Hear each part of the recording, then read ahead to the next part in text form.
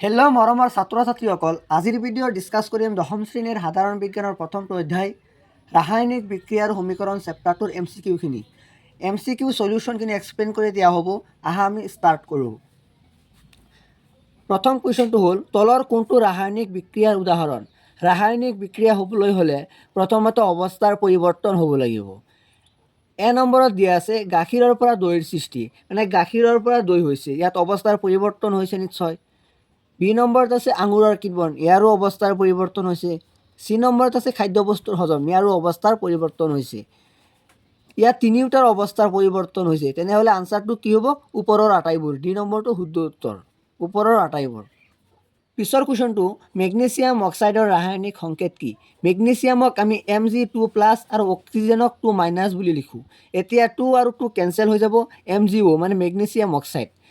এ নম্বৰত আছে Mg2O, B নম্বৰত আছে MgO2, চি নম্বৰত আছে MgOH2 আৰু ডি নম্বৰত আছে MgO মানে মেগনেছিয়াম অক্সাইড। এতিয়া শুদ্ধ উত্তৰটো হ'ব মেগনেছিয়াম অক্সাইড। পিছৰ কুৱেশ্যনটো মেগনেছিয়াম আৰু অক্সিজেনৰ মাজত বিক্ৰিয়া, মানে মেগনেছিয়াম আৰু অক্সিজেন বিক্ৰিয়া কৰিছোঁ। মেগনেছিয়াম আৰু অক্সিজেন বিক্ৰিয়া কৰাৰ লগে লগে মেগনেছিয়াম অক্সাইড উৎপন্ন হ'ব। ইয়াত মেগনেছিয়াম আৰু অক্সিজেনটো হ'ল বিক্ৰিয়ক পদাৰ্থ আৰু মেগনেছিয়াম অক্সাইডটো বিক্ৰিয়াজাত পদাৰ্থ। ইয়াত এ নম্বৰত আছে কেৱল মেগনেছিয়াম বিক্ৰিয়ক পদাৰ্থ, বি নম্বৰ এইটোতো হ'বই নোৱাৰে, অকল মেগনেছিয়াম নহয়। বি নম্বৰত আছে কেৱল অক্সিজেন বিক্ৰিয়ক পদাৰ্থ, এইটোও নহয়। চি নম্বৰত আছে মেগনেছিয়াম আৰু অক্সিজেন বিক্ৰিয়াজাত পদাৰ্থ, এইটোও নহয়। মেগনেছিয়াম আৰু অক্সিজেন বিক্ৰিয়ক আৰু মেগনেছিয়াম অক্সাইড বিক্ৰিয়াজাত পদাৰ্থ, এইটো শুদ্ধ, কিয়নো মেগনেছিয়াম আৰু অক্সিজেনটো হ'ল বিক্ৰিয়ক পদাৰ্থ আৰু মেগনেছিয়াম অক্সাইডটো হ'ল বিক্ৰিয়াজাত পদাৰ্থ। এতিয়া শুদ্ধ উত্তৰটো ডি, মেগনেছিয়াম আৰু অক্সিজেন বিক্ৰিয়ক পদাৰ্থ আৰু মেগনেছিয়াম অক্সাইড বিক্ৰিয়াজাত পদাৰ্থ। পিছৰ কুৱেশ্যনটো হ'ল হাইড্ৰজেন আৰু অক্সিজেনৰ মাজত বিক্ৰিয়া ঘটিলে কি হয়? হাইড্ৰজেন আৰু অক্সিজেনৰ বিক্ৰিয়া কৰিলে পানী উৎপন্ন হয়, এইটো তোমালোকে জানাই চাগে। এ নম্বৰত আছে কাৰ্বন ডাই অক্সাইড, বি নম্বৰত আছে হাইড্ৰজেন কাৰ্বনেট, চি নম্বৰত আছে হাইড্ৰজেন বাইকাৰ্বনেট, ডি নম্বৰত আছে পানী। এতিয়া শুদ্ধ উত্তৰটো হ'ব ডি নম্বৰ পানী। পিছৰ কুৱেশ্যনটো চূণশিলক তাপ দিলে কি উৎপন্ন কৰে? কেলছিয়াম কাৰ্বনেট, এইটো এটা চূণশিল, ইয়াক যদি তাপ দিওঁ কেলছিয়াম অক্সাইড আৰু কাৰ্বন ডাই অক্সাইড উৎপন্ন হ'ব। এ নম্বৰত আছে কেলছিয়াম কাৰ্বনেট, বি নম্বৰত আছে কেলছিয়াম হাইড্ৰ অক্সাইড, চি নম্বৰত আছে কেলছিয়াম অক্সাইড, ডি নম্বৰত আছে হাইড্ৰজেন গেছ।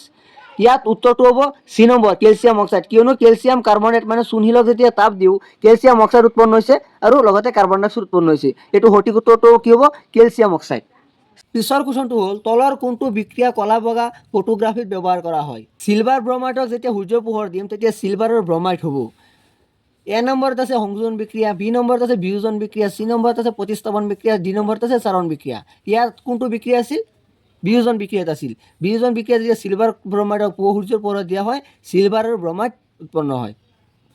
এতেকে আনচাৰটো হ'ব বি নম্বৰ বিয়োজন বিক্ৰিয়া। তাৰ পিছৰ কুৱেশ্যনটো চিলভাৰ ক্লৰাইডৰ সাধাৰণ ৰং কি? এ নম্বৰত আছে কলা, বি নম্বৰত আছে সেউজীয়া, চি নম্বৰত আছে হালধীয়া, ডি নম্বৰত আছে বগা। ইয়াৰ সাধাৰণ ৰং ডি নম্বৰ বগা। তাৰ পিছৰ কুৱেশ্যনটো মাৰ্বলৰ ৰাসায়নিক সংকেত কি? এ নম্বৰত আছে CaCO3, বি নম্বৰত আছে CaOH2, চি নম্বৰত আছে CaO, ডি নম্বৰত আছে Na2CO3। ইয়াৰ উত্তৰটো এ নম্বৰ CaCO3। পিছৰ কুৱেশ্যনটো মেগনেছিয়াম ফিটাৰডাল জ্বলোৱাৰ আগতে ঘঁহি পৰিষ্কাৰ কৰি ল'ব লাগে, কাৰণ ইয়াৰ ওপৰত গেছৰ আৱৰণ থাকে। আমি জানো যেতিয়া মেগনেছিয়ামৰ ফিটাৰ এডাল থাকে যদি ইয়াক জ্বলাব খোজোঁ তেতিয়া তাক পৰিষ্কাৰ কৰি ল'ব লাগে, কাৰণ ইয়াৰ ওপৰত এটা আৱৰণ থাকে যিটো মেগনেছিয়াম অক্সাইডৰ আৱৰণ। তেনেহ'লে এ নম্বৰত আছে মেগনেছিয়াম অক্সাইড, বি নম্বৰত আছে মেগনেছিয়াম হাইড্ৰ অক্সাইড, চি নম্বৰত আছে মেগনেছিয়াম ছালফেট, ডি নম্বৰত আছে মেগনেছিয়াম ব্ৰমাইড। ইয়াৰ উত্তৰটো কি হ'ব? এ নম্বৰ মেগনেছিয়াম অক্সাইড। পিছৰ কুৱেশ্যনটো হ'ল গেছৰ পৰা ৰক্ষা পাবলৈ লুৰ বস্তুত ৰং কৰা হয়। আমি জানো যেতিয়া লুৰ বস্তু এটা বাহিৰলৈ পেলাই থওঁ তাত মামৰে ধৰে, এই প্ৰক্ৰিয়াক ক্ষয়ীভৱন বোলে। তেনেহ'লে ইয়াৰ শুদ্ধ উত্তৰটো কি হ'ব? এ নম্বৰত আছে ক্ষয়ীভৱন, বি নম্বৰত আছে ৰেঞ্চিডিটি, চি নম্বৰত আছে বিজাৰণ, ডি নম্বৰত আছে ওপৰৰ এঠাও নহয়, মানে ইয়াৰ শুদ্ধ উত্তৰটো হ'ব এ নম্বৰ ক্ষয়ীভৱন। তেল আৰু চৰ্বিযুক্ত খাদ্যৰ জাৰণ প্ৰতিৰোধ কৰিবলৈ তলৰ কোনবিধ যোগ কৰা হয়? জাৰণ মানে অক্সিজেন যোগ কৰা, জাৰণ মানে অক্সিজেন যোগ কৰা। ইয়াক প্ৰতিৰোধ কৰিবলৈ কি ব্যৱহাৰ কৰা হয়? এ নম্বৰত আছে জাৰক, বি নম্বৰত আছে প্ৰতিজাৰক, চি নম্বৰত আছে ৰেঞ্চিডিটি, ডি নম্বৰত আছে খাদ্যৰ পাত্ৰ খোলা অৱস্থাত ৰখা হয়। ইয়াৰ শুদ্ধ উত্তৰটো কি হ'ব? বি প্ৰতিজাৰক ব্যৱহাৰ কৰা হয়। পিছৰ কুৱেশ্যনটো হ'ল চিলভাৰৰ ক্ষয়ীভৱনৰ ফলত চিলভাৰৰ পৃষ্ঠত কেনেধৰণৰ চামনি পৰে? চিলভাৰৰ যেতিয়া ক্ষয় হয় তেতিয়া চিলভাৰৰ পৃষ্ঠত কেনেধৰণৰ চামনি পৰে সেইটো সুধিছে। এ নম্বৰত আছে কলা, বি নম্বৰত আছে সেউজীয়া, চি নম্বৰত আছে মুগা, ডি নম্বৰত আছে মটীয়া। তো তোমালোকে চাগে দেখিছাই যেতিয়া চিলভাৰৰ ওপৰত ক্ষয়ীভৱন হয় তেতিয়া কেনেকুৱা ধৰণৰ চামনি পৰে। ইয়াৰ শুদ্ধ উত্তৰটো হ'ব এ নম্বৰ কলা। পিছৰ কুৱেশ্যনটো হ'ল এটা বিক্ৰিয়াত জাৰণ আৰু বিজাৰণৰ দুয়োটা সংঘটিত হ'লে তেনেধৰণৰ বিক্ৰিয়া কি বুলি কোৱা হয়? মানে যেতিয়া জাৰণ আৰু বিজাৰণ দুয়োটাই থাকিব এটা বিক্ৰিয়া তেতিয়া তাক কি বুলি ক'ব? এ নম্বৰত আছে ৰেডক্স বিক্ৰিয়া, বি নম্বৰত আছে প্ৰতিস্থাপন বিক্ৰিয়া, চি নম্বৰত আছে তাপগ্ৰাহী বিক্ৰিয়া, ডি নম্বৰত আছে বিয়োজন বিক্ৰিয়া। ইয়াৰ শুদ্ধ উত্তৰটো হ'ব এ নম্বৰ ৰেডক্স বিক্ৰিয়া। কিয়নো যেতিয়া জাৰণ আৰু বিজাৰণ দুয়োটাই থাকে তেতিয়া তাক ৰেডক্স বিক্ৰিয়া বুলি কোৱা হয়।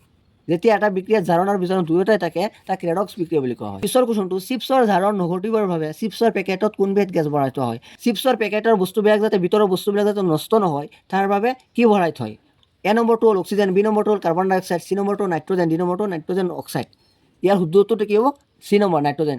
নাইট্ৰজেন গেছ চিপছৰ পেকেটত ভৰাই থয় কাৰণ যাতে চিপছৰ পেকেটৰ ভিতৰৰ বস্তুবিলাক নষ্ট নহয় তাৰ কাৰণে নাইট্ৰজেন গেছ ব্যৱহাৰ কৰা হয়। আজিৰ ভিডিঅ'ত এইখিনিলৈকে আছিল। এই ভিডিঅ'ৰ PDF-খিনি হোৱাটছএপ গ্ৰুপত পাই যাবা। যিসকলে হোৱাটছএপ গ্ৰুপত জইন হোৱা নাই তোমালোকে জইন হৈ ল'বা আৰু হোৱাটছএপ গ্ৰুপৰ লিংকটো ডেছক্ৰিপশ্যনত দিয়া আছে। আমাৰ ইউটিউব চেনেলত ক্লাছ 9 আৰু 10 মেথছ আৰু ছায়েন্সৰ কমপ্লিট চিলেবাছ হ'ব আৰু MCQ বিলাক এক্সপ্লেইন কৰা হ'ব। তোমালোকে আমাৰ চেনেলটো ছাবস্ক্ৰাইব কৰি বেল আইকনটো দবাই দিবা। ধন্যবাদ।